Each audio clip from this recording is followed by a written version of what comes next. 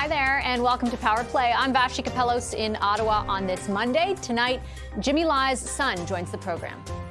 It's one of those moments where you kind of have doubt as to whether I'll see my father again. People are rightly worried about whether Hong Kong, are rightly worried that Hong Kong no longer has a rule of law.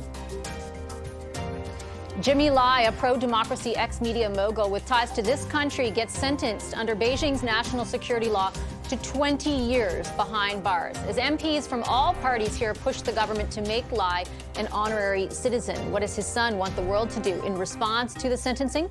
Sebastian Lai will join us live in moments. Then, is there an election in the offing?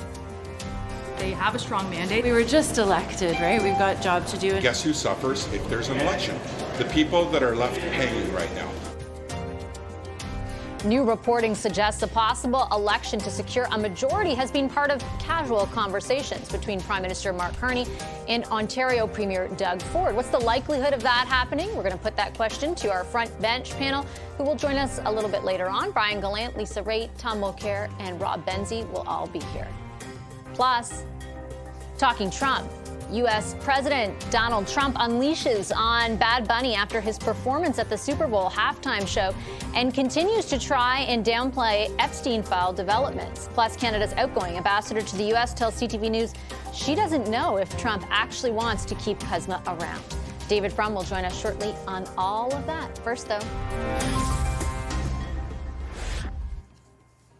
we're going to start tonight with developing news as Canada seeks to reset relationships with China. A stark reminder this evening of how Beijing operates. Hong Kong's pro-democracy media tycoon Jimmy Lai has been sentenced to 20 years in prison under a China-imposed national security law, the stiffest penalty under the law since its inception. You can see on a prison van right here, one of which is believed to be carrying Lai leaving court. Lai has been a fierce critic of Beijing for decades, founding a popular pro-democracy newspaper that ran for 26 years until it was forced to shut down. He was arrested in 2020 and found guilty this past December of conspiring with others to collude with foreign forces to undermine Chinese rule in the territory. Mr. Lai pleaded not guilty to those charges. He has strong Canadian connections as well. His mom was a Canadian citizen, and he has close family living in Ontario. Mr. Lai also has extensive business investments in the Niagara region, including hotels, restaurants, bars, and spas. Canada, along with several other countries today, including the U.S. and EU, have urged for the release of Lai. And domestically, there's been a strong multi-partisan push to grant Lai honorary Canadian citizenship, a push, though, the government has so far refused to take up. With me now is Jimmy Lai's son, Sebastian Lai. Mr. Lai, good to see you. Thank you very much for making the time. Thank you for having me. How are you doing? The sentence was expected, but it doesn't make it any less devastating. One bittersweet moment that did give me a bit of strength and courage was how my father reacted in court. We heard that he was stoic when the sentence was announced, and he smiled at the judges, almost as an act of defiance, to say that you might have imprisoned my body, but you have not imprisoned my spirit. And that despite his health deteriorating so much, that he is still fighting. Is that in line with who you know your dad to be? Yeah, I mean, Dad would always tell me, even when I was very young, to, once you know that it's the right thing, there's no need to overthink it. And people hear stories about men like my father, and they think they have no fear. But that's not the case. I know my father. I know he fears. I know he fears dying alone. I know he fears not being able to see his family again. But what my dad did is that he refused to be intimidated by fear. And so every day, him and his journalists decided to report the truth, decided to speak truth to power, no matter the consequences. And when the National Security Law passed at the end of 2020, many people told my father to leave, but he knew that by leaving, he'd be leaving his principles behind. He'd also be leaving his colleagues behind. So in an act of incredible bravery, he decided to stay and defend his colleague and other pro-democracy campaigners. And he's being punished for that, essentially. He's being punished for the courage in his heart and the strength of his beliefs. I read someone today describe the sentencing as constituting the criminalization of innocence. Is that accurate in your view? Yes, yes. They spent 5 years, an enormous amount of resources going through all my father's stuff. There's allegations of witnesses being tortured in a show trial. And they come up with this charge called collusion with foreign forces. And now what does that mean? Collusion necessitates a nefarious benefit. Or what they have found after 5 years was something that they could have asked someone 20 years ago. That the benefit for my father for standing up for democracy was democracy in Hong Kong, was one vote for every single person. And the knowledge that with his work, with his life, he made Hong Kong a freer and better place. Now, that is not a nefarious benefit by any means. My father's obviously an innocent man, but a hero to many around the world as well. What does what your father has endured and what's happened to your father, what should it tell us about the way that China operates? I think, multiple states have called out for his release. I think everybody sees this as kind of a very black and white case of at this point, it's just elder abuse. And obviously his health has deteriorated, and it's not in China or Hong Kong's best interest to have him die there, essentially. And after so many states, including Canada, who have called out for his release, if they're not even willing to do something so humane and very easy to do. It'll take them 2 hours to send him to put him on a plane and send him away. If not even willing to do that, I think that shows you all you need to know about the country's relationship with Hong Kong and China. And when it comes to the international calls for the release of your father, and as you mentioned, sort of different countries saying and doing different things, there is a push here in this country to grant honorary citizenship to your father. I know that you visited a number of months ago Canada to talk about this. It so far has not, a Liberal sponsored the bill, but that's the governing party, but hasn't made its way through government. It's actually been on pause now for a long time. What do you think, if that materialized, what difference could it make? I think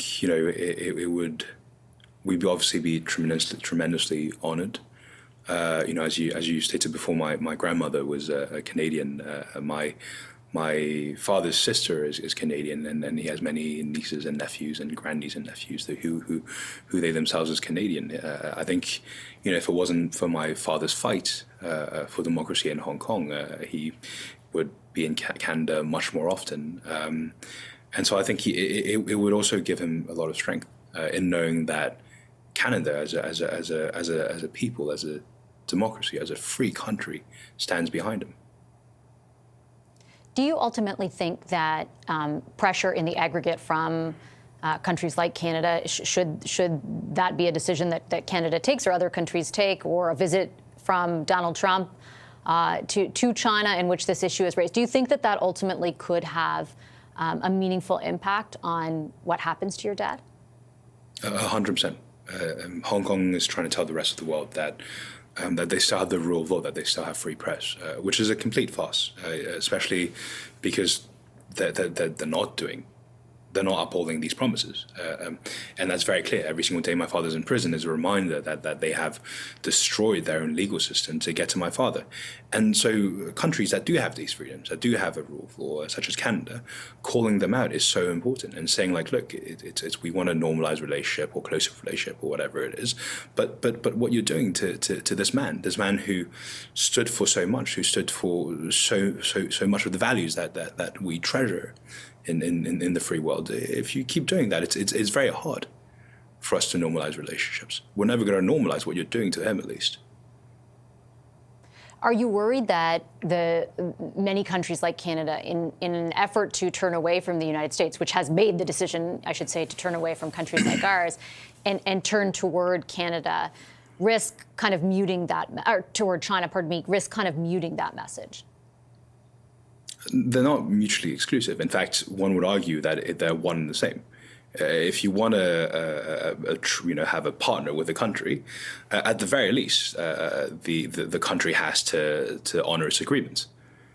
And in my father's case, it's a very clear breach of the joint Sino-British declaration of one country, two system in Hong Kong, which was promised by China and the United Kingdom to the people of Hong Kong. Now, if they're not willing to uphold a joint declaration that every person in Hong Kong knows about, then why would any other country trust them to uphold their word? And I think every single day my father's in prison is a reminder of that. Most certainly. Thank you very much for making the time, Mr. Lai. I appreciate it. Thank you very much for having me. Thank you. Sebastian Lai is Jimmy Lai's son.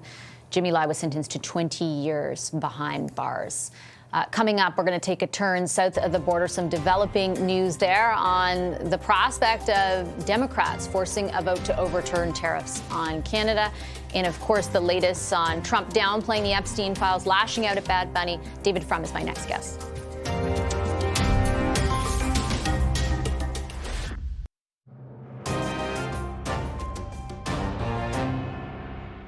As expected, Ghislaine Maxwell took the fifth and refused to answer any questions.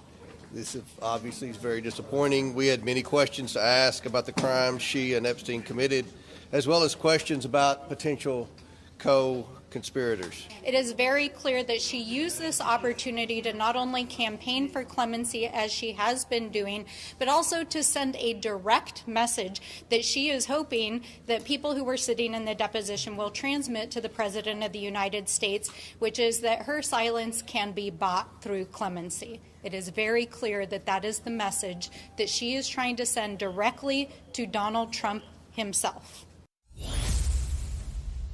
Welcome back to Power Play. Ghislaine Maxwell, the longtime confidant and former girlfriend of accused sex trafficker Jeffrey Epstein, refused to answer questions in a closed-door appearance before U.S. Congress today. She invoked her Fifth Amendment right against self-incrimination, with her lawyer saying she would be willing to cooperate if U.S. President Donald Trump grants her clemency. President Trump continues to downplay Epstein developments. He's also unleashing on Bad Bunny's Super Bowl halftime show. And to round it out, when I asked Canada's outgoing ambassador, Kirsten Hillman, whether after a year of meeting with Trump and his officials, she thinks he actually wants Kuzma to stick around, here's what she said. You know what? I don't think I can answer that question. I think that the president has a strong view around the U.S. being able to do more itself. How that translates with respect to this treaty, I don't know. I think he says different things at different times. I think for Canada, what's important is that we just keep working consistently with those, and there are so many of them in all three countries, that understand factually why that treaty keeps American business more competitive. Here to help walk us through what is unfolding south of the border is the Atlantic's David Frum. Hi, David. Great pleasure to have you back on the show. Thanks for making the time. Thank you.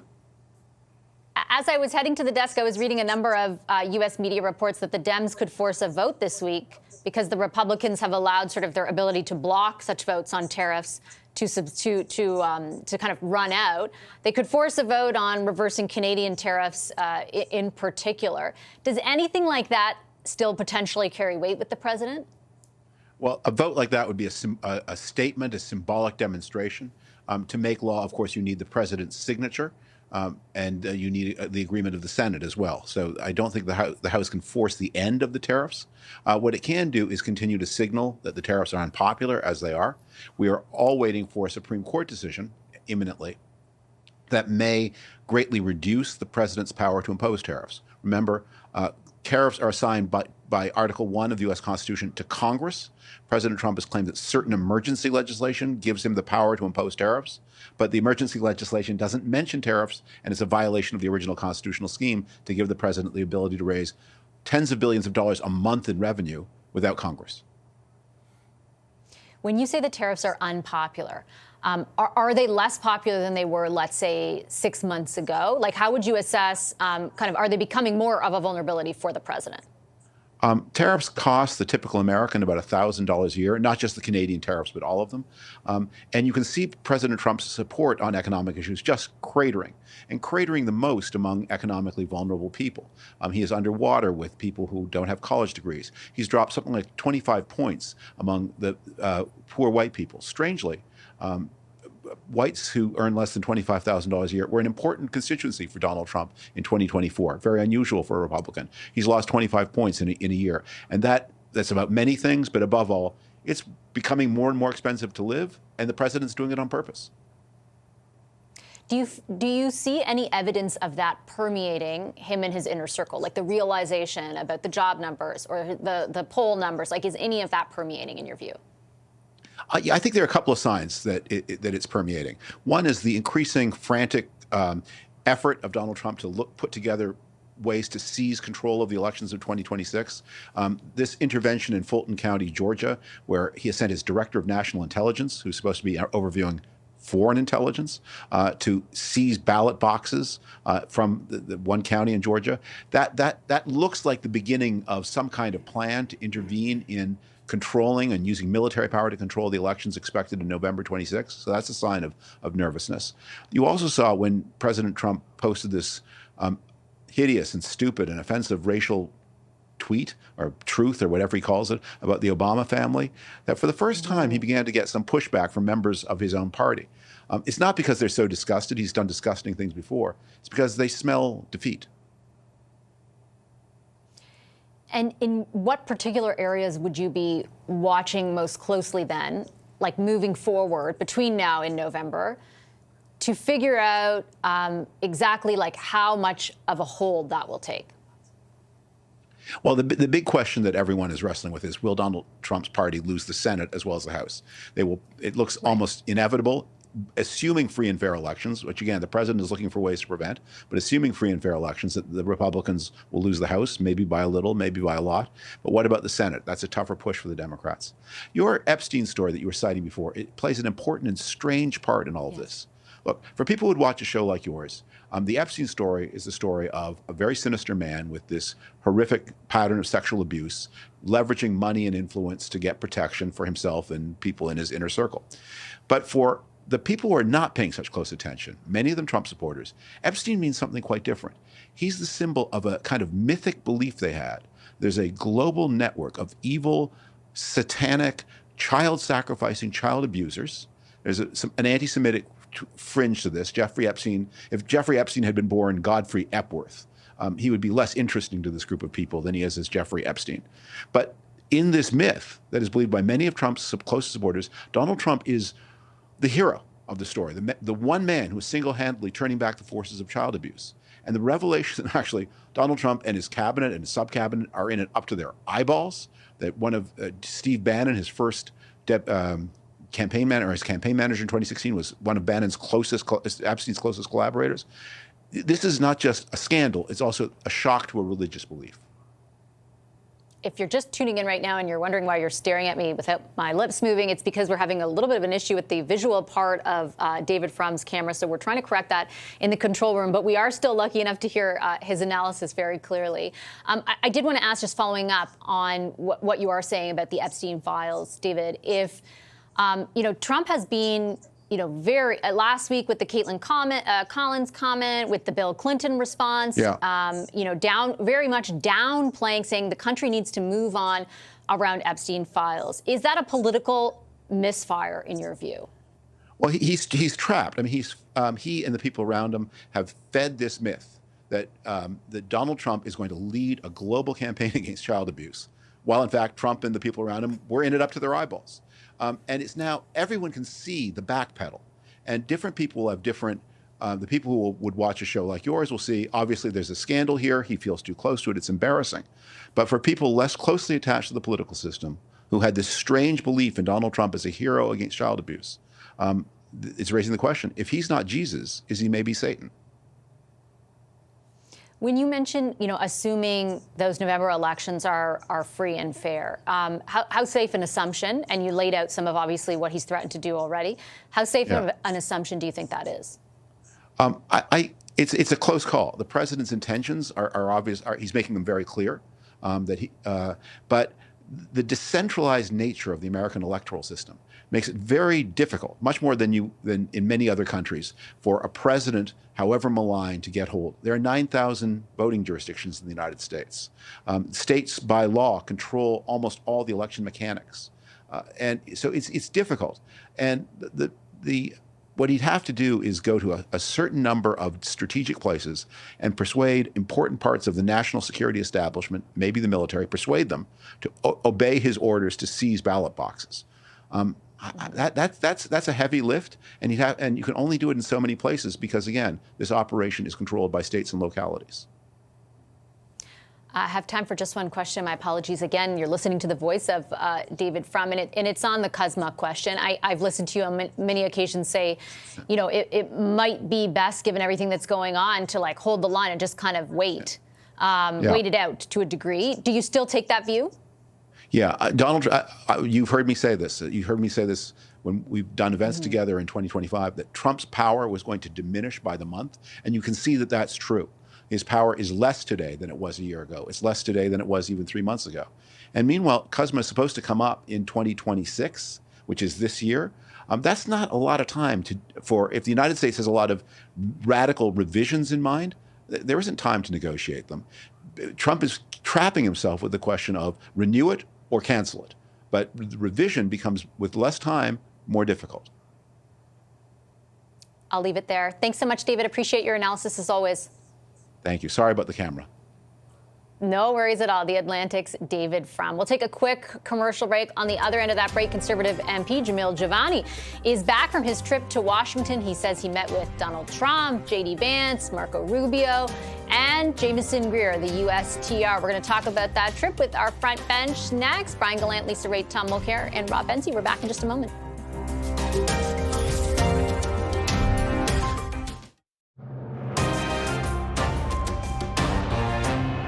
Where I've been having some very productive, promising, and positive conversations with the White House, with the State Department, with senators representing border states that we do a lot of business with in Canada.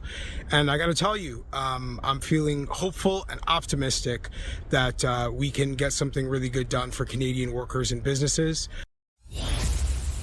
Conservative MP Jamil Jivani is back from Washington after embarking on a solo trade mission to D.C. that garnered mixed reaction. Jivani, a longtime friend of Vice President J.D. Vance, said on social media the visit was meant to build bridges between Canada and the U.S.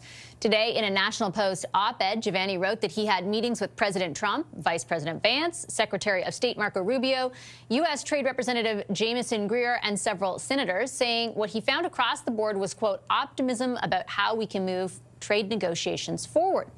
We also received word from Canada-U.S. Trade Minister Dominic LeBlanc's office that he met with Jivani today to debrief, with his office writing that it was a, quote, productive meeting. So will this trip change how Canada approaches trade relations with the U.S. moving forward? We've got our front bench here to tackle that one. With me tonight, former New Brunswick Liberal Premier Brian Gallant. He's now the CEO of Space Canada. Lisa Raitt is also with us, but we're having some connectivity issues, I believe. So as soon as we figure those out and she jumps up, we'll make sure to bring her introduction up. We've also got Tom Mulcair, former leader of the federal NDP and CTV News political analyst, with us. He's actually, I believe the connectivity is there. And rounding us out, the Toronto Star's Queen's Park Bureau Chief, Rob Benzie. Hi, everybody. Very nice to see you. Thanks so much for making the time. Can anybody hear me? Let's hope. Okay, yeah. Benzie, I'll start. I'll start with you. Okay, good. I thought this whole thing was kind of. There he is. There he is. Okay, this thing was a little bit interesting in the way it evolved, right? Because last week it was like, oh, this rogue person has gone to Washington, and this morning it concluded with, apparently a quote-unquote productive meeting between Dominic LeBlanc and Jamil Jivani. What do you make of that evolution? I think, look, credit to Jamil Jivani. He got some good meetings in Washington, and I think it's probably good for his future political prospects if he's a potential leader of the Conservatives down the road.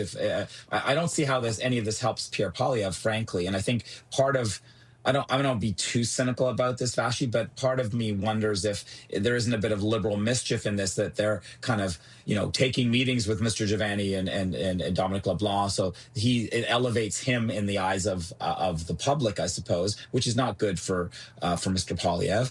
And it helps Mr. Jivani, who enjoys his, he's building his brand, but he's very much of a maverick. And I think the way that Donald Trump's whimsical fashion of the way he's handling tariffs and everything, it's so mercurial and unpredictable. I'm not sure that any one meeting with a backbench opposition member from Canada is going to change anything. I think what David Frum was saying earlier will have much more impact, the symbolic vote in the Senate, and more likely the Supreme Court ruling that will outlaw some of his tariffs. I guess, Tom, there's a couple of ways to look at it, right? Like, there's the idea that he went of his own volition, and at a crucial time for what's going on between our two countries, that could be very risky, because it didn't seem like either the conservative apparatus or the government apparatus had said, okay, great, let's go. The other side of it is, though, he does seem to have connections that a lot of others don't. And it is kind of interesting that even though he says he offered for a long time to be of service to the government, they never took him up on the offer. Yeah, Benzie just used the term maverick, and I recall being on his show any number of times because he was a colleague of ours at Bell Media. He was on iHeartRadio. He had a show there, and that became very complicated, and he was no longer there at a certain point.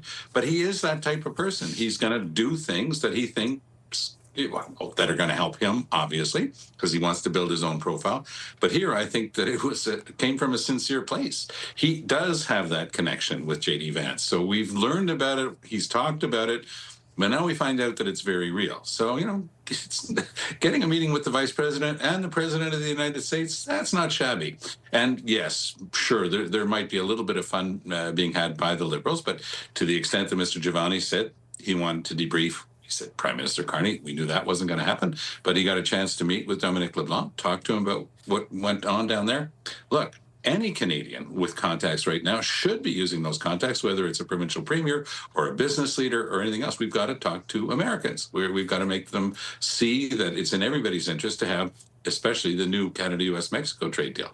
I was listening to your great interview over the weekend with Kirsten Hillman, our outgoing ambassador to the United States, and she was saying, look, based on all of her contacts there in the U.S., the vast majority of people who are either elected or senior government types, they all agree that it's in the U.S.'s best interest. But Donald Trump, perhaps playing a negotiating game, but probably expressing his deepest thoughts, says he doesn't care whether or not there's another Canada-US-Mexico trade deal.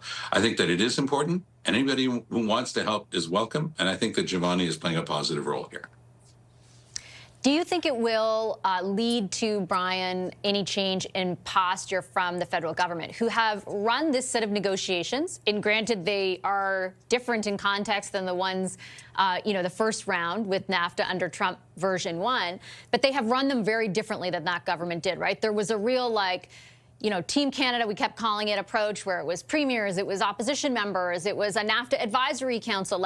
Now the advisory council says, hey, nobody's talked to us in 6 months. There's, very little. I mean, even Minister LeBlanc was going to go for trade official negotiations in the middle of January, and that has never materialized.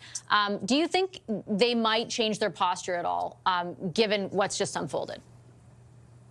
Well, I agree with my esteemed colleague's points. I think the idea that anybody that has those types of contacts, as Tom points out, it's certainly pretty impressive to get those meetings. And if they can do that and sort of toe the line, the lines of the government, lines of Canada, of course, it's important for that to be the case, given that it's different political parties. I have no reason to think that wasn't what transpired, but nevertheless worth mentioning.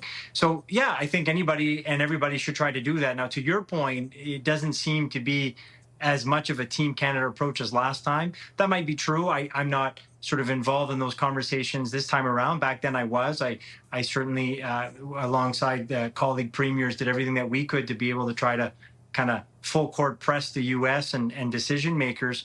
I think there's two things that certainly my gut tells me this time around is different. Trump is different. His approach is different. Why that is, I think lots of people have thought long and hard and debated and discussed why that might be. Everybody has sort of their reasons as to why it might be the case. He maybe understood a little bit more what it meant to be president and how to sort of pull the levers. He also, in my humble opinion, didn't surround himself with people that would do anything but his will, right? There's nobody, I think, around him that's pushing back on any of his ideas and the things and the initiatives he's putting forward. And the second thing is, I think at the end of the day, Trump's not listening to anybody. So whether it be other decision makers that have power on other institutions, he doesn't really seem to care all that much. So frankly, the Team Canada approach, although I would still encourage people to do it, as Tom mentioned, all efforts are welcome. Every little bit could make a difference, sure, and we should put all odds on our side.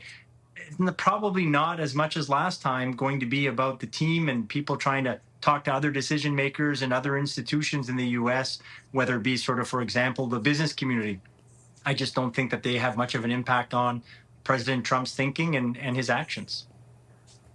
You'll notice by the presence of the fifth box that Lisa is with us. Thanks, Lisa, for the patience. I appreciate it. We're just talking about Jamil Jivani's trip and the fact that he had a meeting with Minister LeBlanc, kind of an evolution from, oh, this rogue MP went to D.C. to, oh, he met with the trade minister and they had what the trade minister's office is calling a productive meeting today. What do you attribute that evolution to? Maybe everybody's understanding that to play politics on a matter like this is the wrong move for the Canadian public. And I think that's for Mr. Jivani as well as for the federal Liberal government. And maybe his backbench MPs should learn that message as well, because I saw one clip where there's a backbench MP saying that Mr. Jivani is like the friend to Hitler or something. That's dumb.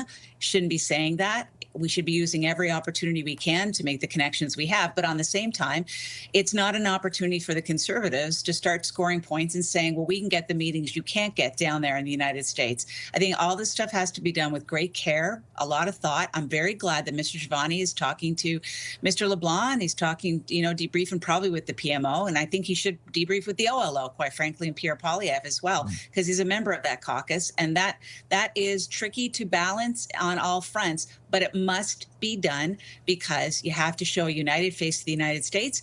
And as well, the Canadian public the Canadian public will not put up with playing politics on this one. Benzie, what are your thoughts on, Tom alluded to what outgoing Ambassador Hillman told us over the weekend, which is essentially like when I point blank wanted to know whether or not she felt after meeting with Trump and other people in his orbit constantly over the last year, she felt like Trump still wanted Kuzma to stick around. She couldn't answer the question. What does that tell you? I don't think Mr. Trump knows whether he wants Kuzma to be around anymore, Vashi. I think he's so vexed about Bad Bunny yesterday. He was in a panic on Twitter or Truth Social. I mean, this is not a normal presidency. Let's be charitable and say that. And on some very important fronts, it's incredibly abnormal and incredibly problematic. And I think what David Trump said earlier about the midterm elections coming, I think Mr. Trump is very worried. The cost of living is going up in the United States. I also don't believe that he will be able to do anything to thwart those free and fair elections, although when the results are in, I'm going to go out on a limb, Vashi, and say that he will question them if the Democrats take the House and then manage to get the Senate too. I'm sure he'll be whining and complaining, and maybe Bad Bunny will be a part of that too. I don't know. But the whole thing is just, we are dealing with someone very erratic, and it's great that Jamil Jivani got meetings. It's great that Mark Carney had his Oval Office meeting, and it went pretty well for Canada's sake. But again, at the end of the day, I don't know if there is a plan on the Americans' part. I don't think they know if there's a plan. I don't think Mr. Trump himself knows if there's a plan. It does feel that the political context in the U.S. will matter, right? And you could argue, Tom, that it's changed even in the last month with everything that's gone on with ICE and the sort of, Trump has blinked on more than one occasion. Yeah. Now you've got the Dems this week possibly putting specifically the Canadian tariffs to a vote, and the Republicans allowing for that to go ahead because their blockade of it has essentially subsided. What's your take on sort of his potential political vulnerabilities and how it might impact our case? Well, whatever else is going on in his mind, and that's not always very clear, Donald Trump is singularly attentive to the fact that he's got to face these famous midterm elections this year. And he's got an eye on that. And he's not a career politician. He's done a lot of other stuff in his life, but he's a quick study when it comes to the basics of it. And he understands that the midterms are crucial because they played a trick on him the last time when he lost a whole bunch of seats. And he really couldn't believe it because he thought he had just been doing wonderfully. And he probably thinks the same thing this time, but he's no fool. He's being given the polling information. He knows that they stand to lose a lot of seats in both houses and perhaps the majorities. So He's going to concentrate on that. He's going to try to show his tough side. He's going to try to convince Americans that this is great, but it's starting to seep through, especially in the inflation numbers. Americans are starting to figure out that it's not Canada that's paying these tariffs. It's not Canadian companies. It's American consumers. The exact point that was made by Ronald Reagan in that now infamous clip that Doug Ford decided to play during the World Series. So that's starting to sink through. And the average American now is looking at Donald Trump saying, I thought you were on my side. And now it's costing me thousands of dollars more to buy my pickup truck, my next pickup truck. And it's because you're having this fight with Canada for no reason. So I think that is actually going to play a little bit in our favor. But I think that we all agree on one thing. Trump is Trump, and you can never predict exactly how it's going to go. Okay, I've got to take a quick commercial break. The entire front bench is sticking around. We're going to talk about the prospect of an election after that break. Back in a moment.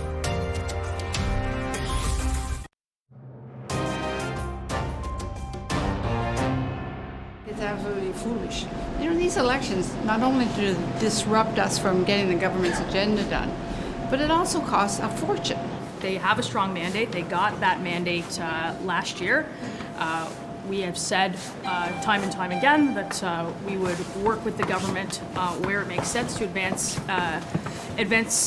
parts of the agenda that we agree with. We were just elected, right? We've got job to do, and I think what's most important is that we cooperate here. There's a lot of chatter right now, and guess who suffers if there's an election? The people that are left hanging right now. The people that are suffering from the impact of Donald Trump's tariffs. Will there be an election this year? You wouldn't know it from those clips, but according to the Globe and Mail, Prime Minister Mark Carney and Ontario Premier Doug Ford have discussed the possibility more than once in casual conversations. Remember, the Liberals are 3 seats shy of a majority right now, with several by-elections on the horizon. Our front bench panelists are no longer in politics, but if they were, what call would they make? Let's bring them back. Brian Gallant, Lisa Raitt, Tom Mulcair, and Rob Benzie. Brian, I'll start with you. Listening to that, no way would anyone ever do anything to prompt an election. Do you take it at face value? Yeah, I mean, look, I think the idea that there was a discussion that was had is definitely possible. Was it a serious one? Sure. But I think I forget which one of my colleagues mentioned this last time or last week or the week before, but people are constantly in a minority situation thinking about the potential for an election, pulling the trigger, forcing an election. These are always options that are sort of weighing on your mind. And even sort of the next step of that is, are you willing to sort of go and play a game of chicken and potentially have an election? How ready and willing are you, and how far will you go if you have that type of situation, you're trying to pass something of confidence or whatever it might be? So in a minority situation, it's not abnormal for that to happen. Look, I don't think there'll be an election anytime relatively soon. Like, I don't think there'll be an election next week when we all meet. Let's put it that way. But it's definitely possible, and we could certainly see if there's some movement on some of the big issues, especially with the trade conflict with the U.S. You never know. But I think they're close to a majority. They have a strong minority. Polling is in their favor, sure. But if you look in December, a lot of the polls were tied. A tie would probably mean that the Liberals get more seats, but I don't think it would be a majority. So I think at the end of the day, they're probably going to try to see what happens over the next few crucial weeks and months. And in the spring, you kind of revisit if something has fundamentally changed. But again, can't stress enough, I think it's normal that it's on people's minds in a minority situation.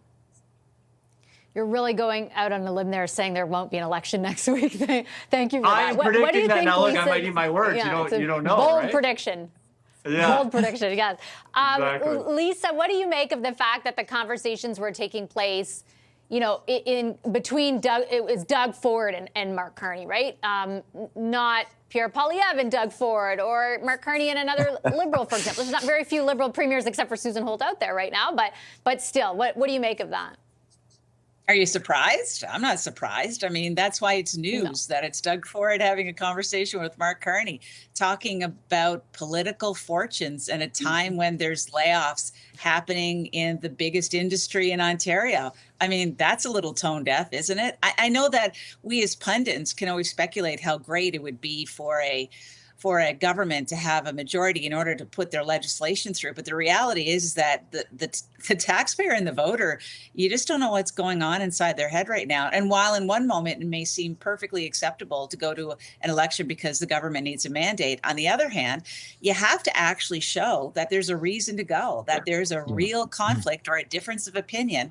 And quite frankly, on trade, Canadians see both the Liberals and the Conservatives basically saying the same thing. And it's not necessarily a difference of opinion on what to do about trade. Maybe some policies are different, but not enough to go to an election. So maybe this is a signal to anyone who's thinking of crossing the floor that this is your time. If you want to make sure you've got your seat for 4 more years, come on over. That sort of felt, and Tom and I talked about this on radio earlier, that did sort of give it, that piece this morning gave you that feeling, right? Like, was this put out there in the ether so that those, 4 to 6 people that we were told last week were going to listen to that Pierre Poilievre speech and head right on over to the Liberal government benches and ultimately didn't? Is this sort of a message to them, Tom? I'm with Lisa and you on this one. I do think that it would be a message to them because it's a very shaky thing. If there is a serious thought of an immediate election, why in heaven's name would you cross the floor when you'd have to face the electors who just put you in with a different party? That wouldn't go very well, would it? I also think that Lisa's right when she says if you don't have a reason to declare that war, how do you justify, if the whole purpose of Carney, his raison d'etre as prime minister, his campaign the last time was, I'm the best person to deal with Trump. And Canadians said, you know what? We believe you. You go deal with Trump. But if there's no reason, like if the Conservatives are continuing to be fairly reasonable on stuff, the average Canadian's not sensing that they're blocking things gratuitously, it's very difficult for the Liberals to look at voters and say, we've got to do this. Parliament's become ungovernable. That was Mr. Harper's line to bring in the 2008 elections. Become ungovernable. And yes, you're always pinging like a sonar. You're always trying to see if there's a moment, if there's a chink in the armor, if there's something you can do. But there is this funny thing about elections. You can't determine in advance how they're going to go. Ask Pierre Poilievre about that. So I think that the people around Mr. Carney who are looking at this with him are saying, boss, we better be careful. And by the way, once you get past June, you're into the Quebec general election campaign. And that means that you've taken yourself out for a good chunk of the fall. Liberals don't like late fall elections because lousy weather is bad for Liberal voters who tend to be older. So you're looking at a big chunk of the calendar being blocked off. And then you're probably looking at the next go a year from now. So there is an opening for them. There is a possibility for them. But boy, they better be able to explain it to the average voter. Otherwise, there'll be a heavy price to pay at the ballot box, in my view. I do think also, Benzie, like if as Lisa and Brian and Tom point out, like there needs to be a pitch to voters. The pitch already feels different, or the potential for a pitch already feels different right now than it did a month ago, right? Because Parliament was fairly stagnant before Christmas, right? There was barely any legislation that got through. There was a lot of back and forth between the government, and in particular the Conservatives. And last week we saw them, the 2 leaders meeting, fast tracking of the GST rebate. CBC's reporting tonight that they're working on more stuff that they can advance through Parliament together, the Conservatives and the Liberals. It certainly feels like there's more effort going into not calling an election right now than creating the circumstances for one.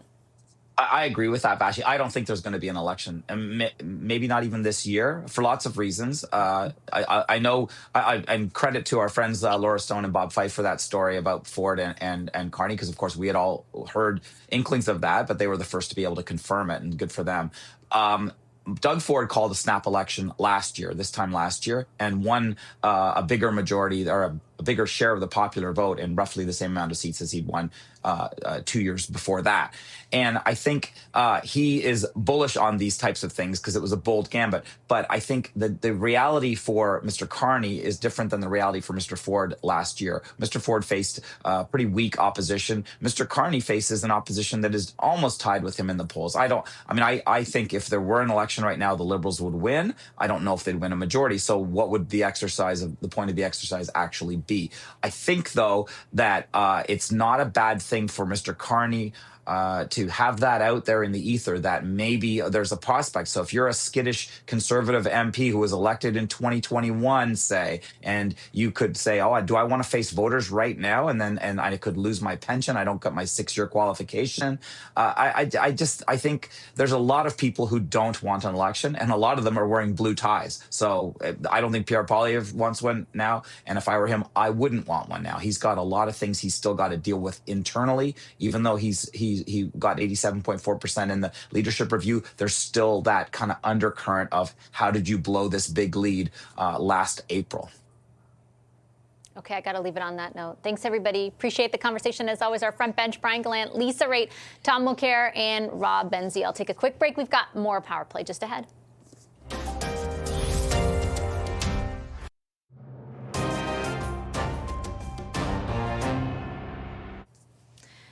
Welcome back to Power Play. We did want to share with you a brand new post, take it for what it is, from U.S. President Donald Trump on his Truth Social.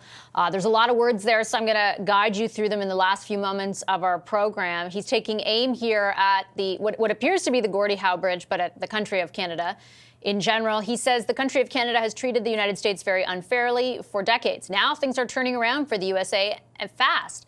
But imagine, Canada is building a massive bridge between Ontario and Michigan. They own both the Canada and the United States side, and of course built it with virtually no U.S. content. So the post goes on to talk more about the bridge. It doesn't name it, but I assume that it is the Gordie Howe Bridge, which is currently under construction. It will be the third bridge that kind of connects Detroit and Windsor. Canadians, of course, invested to the tune of billions of dollars. At minimum, I think it is $4.5 billion to construct that bridge. What does the United States get? He writes absolutely nothing. Ontario, and now he loops in a whole bunch of other issues. Ontario won't even put U.S. spirits, beverages, and other alcohol products on their shelves, referencing Premier Ford's decision to pull U.S. alcohol out of the LCBO. They're absolutely prohibited from doing so. And now, on top of everything else, Prime Minister Carney wants to make a deal with China, which will eat Canada alive. We'll just get the leftovers, Trump writes. I don't think so. The tariffs Canada charges for dairy products, he goes on to say, are unfair, something that he has said on numerous occasions. And I should point out, he makes that remark ahead of the CUSMA review that will unfold this year. Then he goes on to say, and this is the new part of Trump's threat, I will not allow this bridge to open until the United States is fully compensated for everything we have given them. And also, importantly, Canada treats the United States with the fairness and respect that we deserve. We will start negotiations immediately. With all that we have given them, we should own perhaps at least 1/2 of this asset. The revenues generated because of the U.S. market will be astronomical. Thank you for your attention to this matter. We have no indication yet from the Canadian government, their response to this or what the president means by negotiations. But of course, when we get that, we'll share it with you. I'll leave Power Play there. Thanks for watching. Have a great night.